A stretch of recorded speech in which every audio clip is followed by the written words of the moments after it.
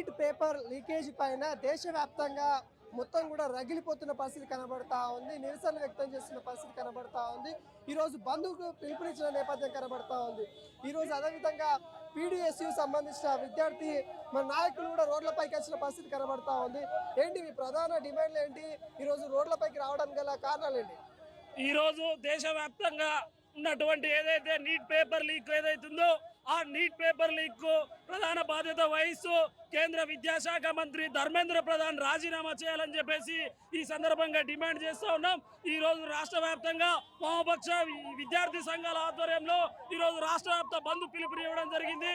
ఎందుకంటే మొన్న 20వ తారీఖు కేంద్ర దేశ రాజధాని అయినటువంటి ఢిల్లీలో జరిగినటువంటి విద్యార్థుల పైన లాఠీ చార్జ్ ఏదైతుందో చాలా నియంతృత్వంగా చాలా దారుణంగా అమానుషంగా ఈరోజు లాఠీ చార్జ్ చేయడం జరిగింది.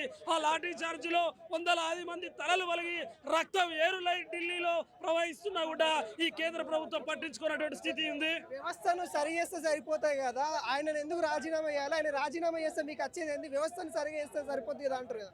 ఈ దేశంలో బీజేపీ అధికారంలోకి వచ్చి 10 సంవత్సరాల కాలంలో దాదాపు ఇప్పటి వరకు 152 సార్లు పేపర్ లీకేజ్ అవుతున్నా కూడా అనేక సందర్భాలలో నేషనల్ టెస్టింగ్ ఏజెన్సీ ద్వారా నిర్వహిస్తున్నటువంటి పరీక్షలు ఏదైతున్నాయో ఆ పరీక్షలు కూడా ప్రతి సంవత్సరం లీక్ అవుతున్నా కూడా ఈ యొక్క కేంద్ర ప్రభుత్వానికి బాధ్యతగా వహిస్తున్నటువంటి కేంద్ర విద్యాశాఖ మంత్రి ధర్మేంద్ర ప్రధాన్ దాన్ని లోపాలను అరికట్టకుండా ఈరోజు మొత్తం కూడా కార్పొరేట్ విద్యా సంస్థలకు అనుకూలంగా కోట్ల రూపాయల కోసం ఈరోజు పేపర్ లీకేజ్ చేసి దేశంలో దాదాపు 7,50,00,000 మంది విద్యార్థుల భవిష్యత్తుతో చెలగాటమాడినటువంటి ధర్మేంద్ర ప్రధాన్ని రాజీనామా చేయాలని చెప్పేసి ఈ సందర్భంగా మేము డిమాండ్ చేస్తా ఉన్నాం.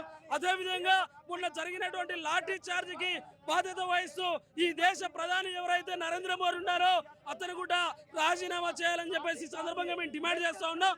లేని పక్షాన పెద్ద ఎత్తున రాష్ట్ర వ్యాప్తంగా దేశవ్యాప్తంగా విద్యార్థి యువతతోటి పెద్ద ఎత్తున ఆందోళన చేపట్టి బీజేపీ ప్రభుత్వాన్ని గద్దెదించేంత వరకు కూడా పోరాడతామని చెప్పేసి ఈ సందర్భంగా హెచ్చరిస్తా ఉన్నాం. పొడపంగి నాగరాజు, పీడీఎస్, తెలంగాణ రాష్ట్ర ప్రధాన కార్యదర్శి. రాజకీయంగా చూస్తా ఉన్నారు, ప్రధాన అంశాన్ని పక్కన పెట్టేసి సొంత రాజకీయ ఎజెండాగా ఈ అంశాన్ని తీసుకొస్తారు. ఎట్లా కూడా వచ్చింది ఇది? పూర్తిగా కేంద్ర ప్రభుత్వ వైఫల్యంతో, కేంద్ర విద్యాశాఖ వైఫల్యంతో వరుసగా పేపర్ లీకేజీలు జరుగుతున్నాయి. పేపర్ లీకేజీలు జరుగుతూ ఉన్నాయి, విద్యార్థులు నష్టపోతా ఉన్నారు. ఇప్పటికే నీట్ పేపర్ లీకేజ్ కుంభకోణం వల్ల 21 మంది విద్యార్థులు ఆత్మహత్యలు చేసుకున్నారు.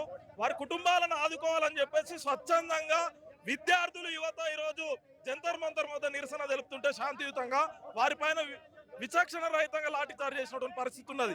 లాఠీ చార్జ్ చేయడమే కాదు, పెల్లెట్ బుల్లెట్స్ తో కూడా రబ్బర్ బుల్లెట్లతో దాడి చేసిరు, వాటర్ క్యానన్స్ పెట్టిరు, బాష్పవాయు గోళాలను పెట్టి విచక్షణ రహితంగా దాడి చేసినటువంటి పరిస్థితి కేంద్రంలో బీజేపీ సర్కారు చేయించింది. అక్కడ ఉన్నదంతా కూడా భారతీయ విద్యార్థులు, చనిపోయింది భారతీయ విద్యార్థులు. ఒకవైపున దీన్ని రాజకీయం చేస్తా ఉన్నది నరేంద్ర మోడీ ప్రభుత్వం. ఇది సరైనది కాదు. ఈ దేశ భవిష్యత్తు అయినటువంటి విద్యార్థులు ఈరోజు ఆత్మహత్యలు చేసుకుంటున్నారు.